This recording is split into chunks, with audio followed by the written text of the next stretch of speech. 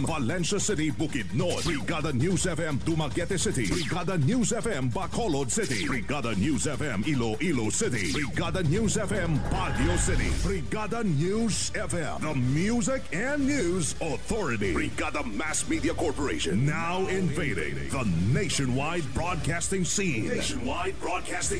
And will soon have its mark in Philippine radio.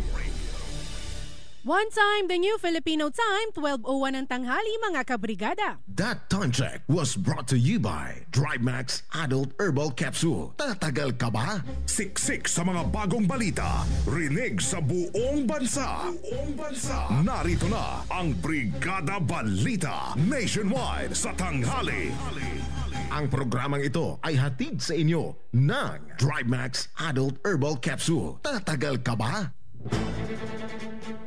Brigada Balita Nationwide sa tanghali.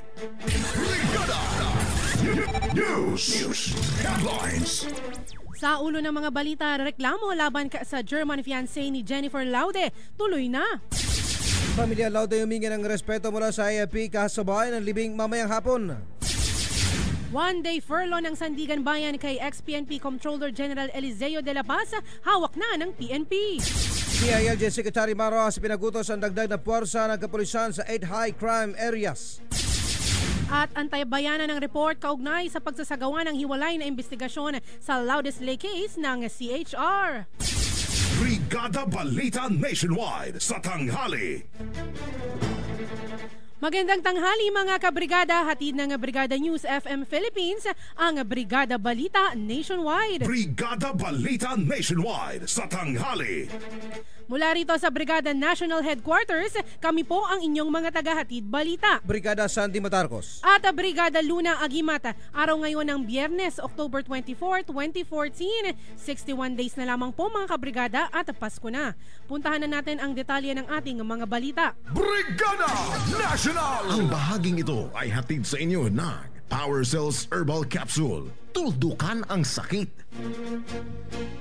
Hindi umano nababahala ang kampo ng pamilya ni Jennifer Laude sa naging hakbang ng Armed Forces of the Philippines. Nasampahan ng reklamo kaugnay sa umano'y paglabag sa pagtungo ng Camp Aguinaldo kung saan naroroon si U.S. Marine Private First Class Joseph Scott Pemberton na umano'y pumatay sa Filipino transgender sa Olongapo City. Sa panayam ng Brigada News FM kay Attorney Harry Roque, ang abogado ng pamilya Laude, sinabi nito na nakakadismaya para sa pamilya ng biktima ang naging hakbang ng AFP na anyay pagpapakita ng umano'y espesyal na pagtrato kay Pemberton.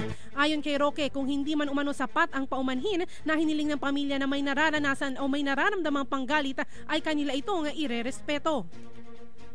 Hayaang hindi malapitan, hindi mahawakan ang suspected na killer, ikulong ang mga mahal sa buhay ng mga napatay. Sige lang po, ituloy po nila.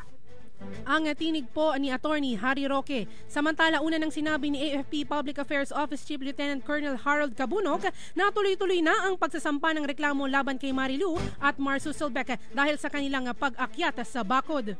Siksik sa mga bagong balita, Brigada Balita Nationwide. Kasabay naman ng libing mamayang hapon ni Jennifer Laude sa Olongapo City, nanawagan ang pamilya sa Armed Forces of the Philippines na sana ay respetoy naman ang araw ng paghatid sa uling hantungan ng napaslang na Filipino transgender. Sa panayam ng Brigada News FM kay Attorney Harry Roque, abogado ng pamilya, masyado na umanong halata ang GAP sa pagkampi sa US Marine na idinadamit sa pagpatay kay Jennifer. Kasabay dito inihayag ni Roque na sana sa araw ng libing ni Jennifer ay hayaan na muna na mabigyan ng katahimikan ng isipan ng pamilya at huwag nang magdagdag pa sa kanilang problema. Napagalaman na ngayong araw din na inaasa na may sasampa ng GAP ang reklamo laban kay Marilu Laude, kapatid ng transgender at German fiancé ng biktima na agad namang isusumiti sa BID German Embassy at Department of Foreign Affairs. Pakitawagan po siya, pabor. Pakitawagan po siya, respetuhin naman niya ang araw ng libing at tumahimik siya. Pero pakisabi po, dahil na-contact niyo, no? Tumahimik man lang siya sa araw ng libing. Huwag na niyong bastusin. Siksik sa mga bagong balita, Brigada Balita Nationwide. Samantala, tuloy na ngayong araw ang pagsasampa ng kaukulang kaso laban sa German fiancé ni Jennifer Laude na umano'y lumabag sa kautusan ng Armed Forces of the Philippines. Ito'y matapos na lagnaan ni AFP General Pio Katapang ang reklamo na una nang naisapinal ng Judge Advocate General na agad namang isusumite sa BID, German Embassy at Department of Foreign Affairs. Ayon kay AFP Public Affairs Office Chief Lieutenant Colonel Harold Cabunok, balak din ng ahensya na ipa-deport si Mark Susselbeck at ideklarang undesirable alien. Naugat ang reklamo dahil sa pag-akyat nito sa bakod ng Camp Aguinaldo nitong Miyerkules. Sa reklamo ng militar, isusumbong nila ang umano'y misbehavior ng dayuhan sa pagtatangkang makita ang nakapiit na US Marine na sinasabing pumatay sa kanyang fiancé na Pilipinong transgender na si Laude. Giit ng militar, nilabag ni Susselbeck ang Presidential Decree No. 1227 na nagpaparusa sa iligal na pagpasok sa anumang military base sa Pilipinas. Bukod dito, isusumbong din ng AFP ang pagtulak ng German sa isang Pilipinong soldado na humarang sa kanya. Ang nirereklamo namin dito ay yung kanyang pagsampa doon sa bakod. Iyon po ay base doon sa Presidential Decree 1227, yung unauthorized entry into military bases. Habang siya naman ay nakagawa ng paraan, ngunit ginawan diskarte ng grupo kasama si Attorney Roque, itinago nila sa sasakyan itong foreigner. Si Lieutenant Colonel Harold Cabunok. Brigada Balita Nationwide. Samantala sa kaunay pa rin na balita, pinagpapaliwanag na rin ngayon ng Armed Forces of the Philippines sa mga bantay na sundalo sa Camp Aguinaldo malapit sa container van kung saan naka-custody si US Marine Private First Class Joseph Scott Pemberton. Sa panayam ng Brigada News FM kay AFP Public Affairs Office Chief Lieutenant Colonel Harold Cabunok, sinabi nito na dapat kaagad na pinusasan ng mga bantay na sundalo sina Marilyn Laude na kapatid ni Jennifer Laude at ang German fiancé nito na si Mark Susselbeck matapos na tumalon ng bakod ng Camp Aguinaldo malapit sa pasilidad ni Pemberton. Paliwanag ni Cabunok na mistulang na overwhelm ang mga nagbabantay na sundalo sa pagpasok ng grupo ni Attorney Harry Roque, abogado ng pamilya sa nangyari. Kaugnay nito, pinapaubayan na lamang ng EAP kay Headquarters Support Command Head General Altur ang pag-imbestiga sa insidente. Na-overwhelm sila, na pinaimbestigahan nato. Kung tutusin, dapat ni-restrain kagad o napusasan ba yan o na-restrain itong dalawa. Pinaimbestigahan ito ni General Arthur ang pinuno ng GHQ, Headquarters Support Command, kung bakit nangyari itong insidente. Siksik sa mga bagong balita. Brigada Balita Nationwide. Samantala, Commission on Human Rights nagsagawa na rin ng hiwalay na investigasyon sa Laude Slay case. Ang report ihatid sa atin ni Brigada Bong Kagape. Brigada Bong, i-brigada mo! Brigada Live Report! Sinimulan na ng Commission on Human Rights o CHR ang hiwalay na investigasyon kaugnay sa kaso ng pagpatay kay Jennifer Laude na umano'y kagagawa ng mga akusado si Private First Class Joseph Scott Pemberton. Ayon kay CHR Head Eta Rosales, dapat na ilabas ng Amerika si Pemberton upang ipakita na walang pinagtatakpan sa pagpatay kay Jennifer Laude. Inihayag ni Rosales sa kanyang apila na sana sa susunod na pagdinig ng Olongapo Prosecutor's Office ay may presenta na ng US government si Pemberton. Bago ang paghatid sa huling hantungan mamayang alas 2 ng hapon ay nagtungo si Rosales sa burol ni Laude upang tiyakin sa pamilya na nakahanda ang kanilang tanggapan na tumulong para makamit ang hustisya sa pagkamatay ng Filipino transgender. Para sa Brigada Balita Nationwide, Brigada Geoffrey Bong Kagapi, Brigada News. Siksik sa mga bagong balita. Brigada Balita Nationwide. Issue sa pangalawang Pangulo. Issue sa pangalawang Pangulo. Update. Samantala, nanindigan ngayon ang negosyanteng si Antonio Chu na pag-aari nito ang sinasabing daan-daang ektaryang lupain sa Rosario, Batangas na sinasabing dami ni Vice President Jejo Marbinay. Sa panayam ng Brigada News FM kay Chu, sinabi nito na kanyang tinanggap ng maayos si Senator Antonio Trillanes IV sa kaniyang pagpunta sa kanilang lupain kasama ang mga media upang ipakita ang sinasabing lupain nito.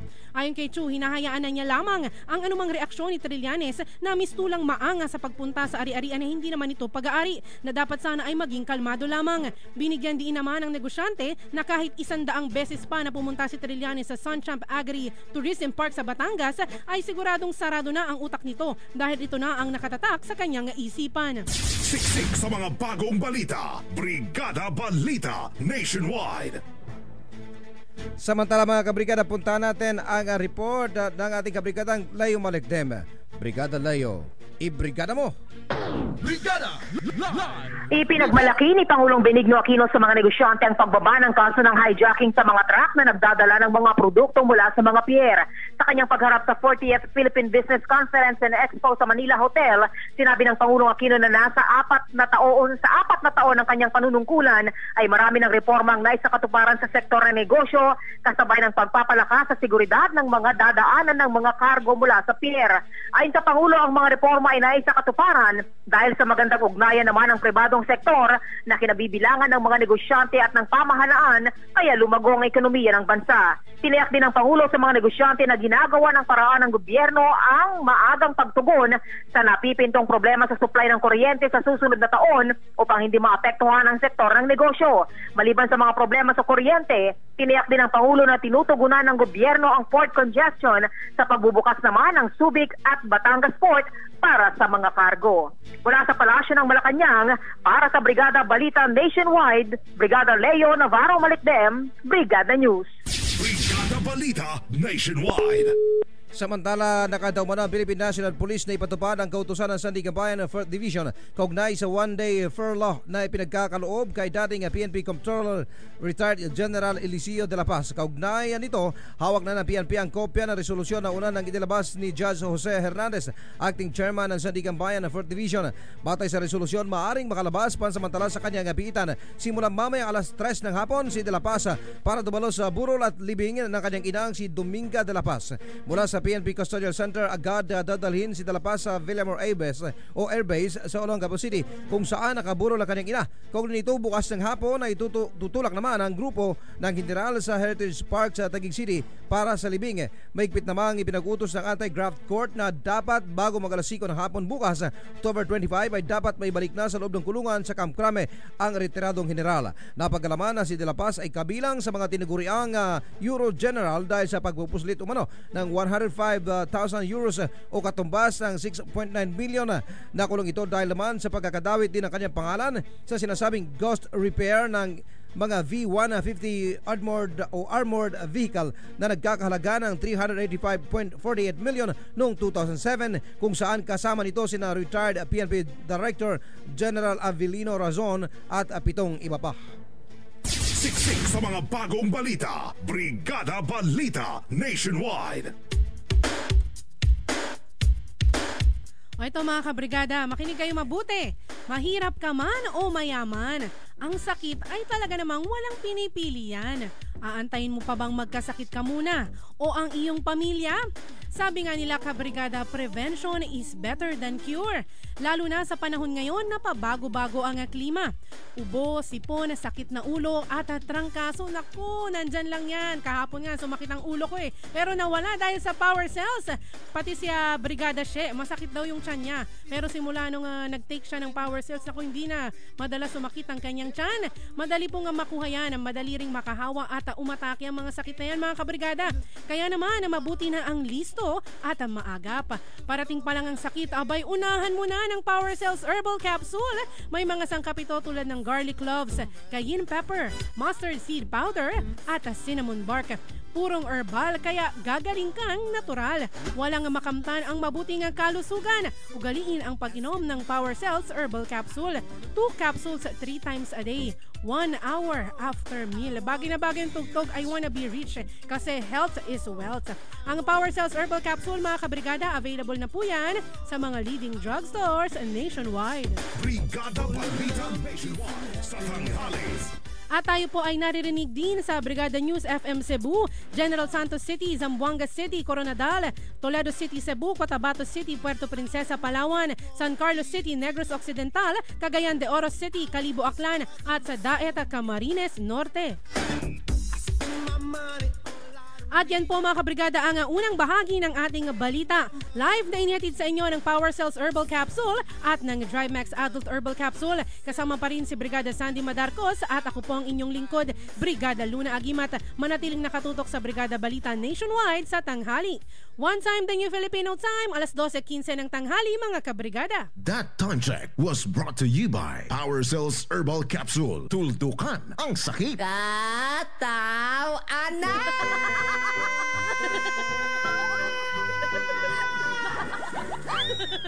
Indayots, punta ka nga dito sa opisina. Sir, bakit po pala?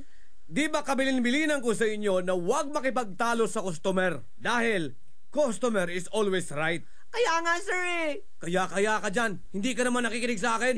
kasi, sir, ini-insist niya na mali siya. Ay!